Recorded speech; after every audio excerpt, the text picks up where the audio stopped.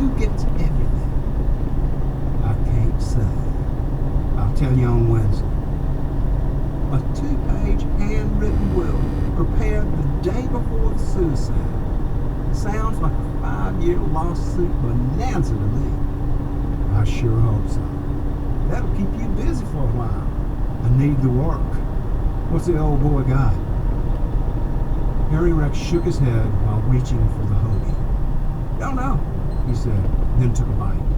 The clear majority of Jake's friends and acquaintances preferred not to speak with a mouthful of food. But such social graces had never slowed down Harry Rex.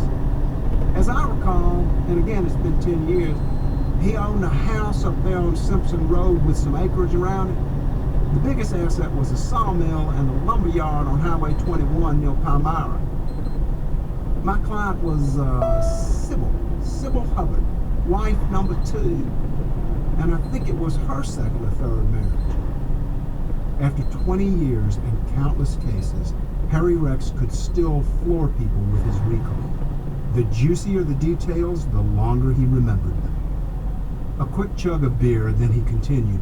She was nice enough, not a bad-looking gal, and smart as hell. She worked in the lumber yard, ran the damn thing, really, and it was making good money when Seth decided to expand.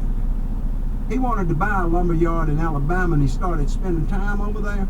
Turns out, there was a secretary in the front office who had his attention. Everything blew up. Seth got caught with his pants down, and Sybil hired me to scorch his ass. Scorch I did.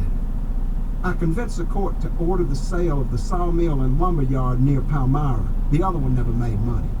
Got $200,000 for the sale, all of which went to my client.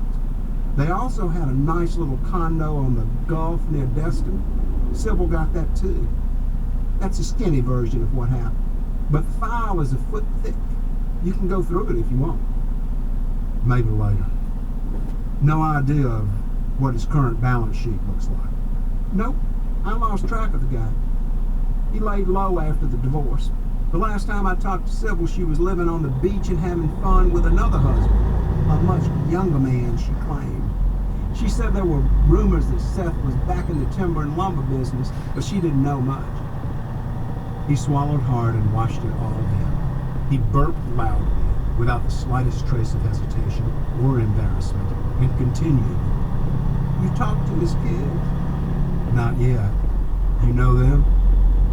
I did at the time. They'll make your life interesting.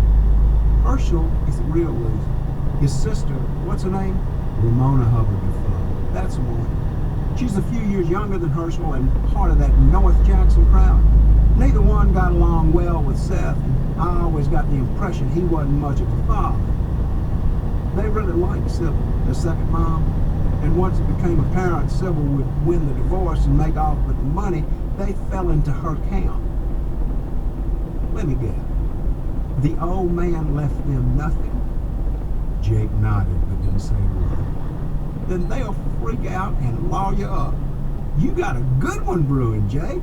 Sorry I can't wedge in and get some of the fee. If you only knew.